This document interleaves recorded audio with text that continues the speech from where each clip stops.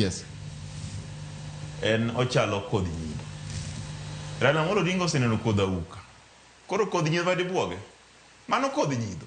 Mana kaka jomwacho. Matiang'i ni ndalo mane ne sirkal. Gik moko maricho notimore.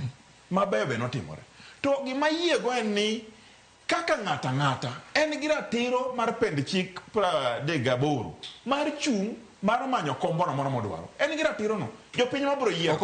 Ok ine kobuogo kata mana mbulu kokapu mar ODM e Nyanza gi. Onge. Iwinjo. Macha gine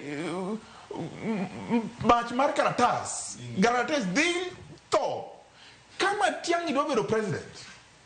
Tadwa ni mondo jok mane en go ganda mang'eny mano o mobilize kwariga. Wadwa neno Siaya, Migori, wadwa neno Nyandarua, wadwa neno Northeastern, Marsabit, Mandera, Garissa. Kotemo mokelo joka te kuonde go kamano. Tabro chako wacho ni Matiang'i ni chalno biro ma to sani to luoro mar mbi mar Kisii. Mbi mar Kisii ng'ama norwake en ng'ane governor ma Kisii iluongo ni Simbarati.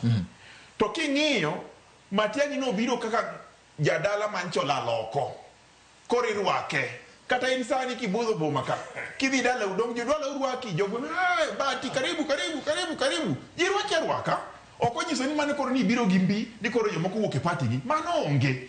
An kipenja siasa ma Kenya 2027 nitiere ji ariyo mabiro determine kuma gino dhiye. Achiel kuom Raila Amolo Odinga, namba 2 en William Ruto. Koro sani waore uru kodh nyidho mar Matiang'i ma Kisii kik buogu. Warito weche madongo. To sama warito weche madongo tayie gi jowagi. Wan wadwa kawo gimwa kawo ka Ruto ka. Gik momiyowago wabiro kawo. Mbele kucho. To be kik gimoro buogi ni kik poni ni bedo surprise. Yes, ka ng'ane ni ka Matiang'i ni odonje tim Ruto. Kik buogi.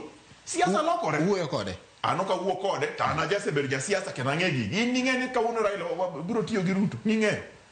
Matiang'i nyalo wacho ni embe koro dhi Ruto.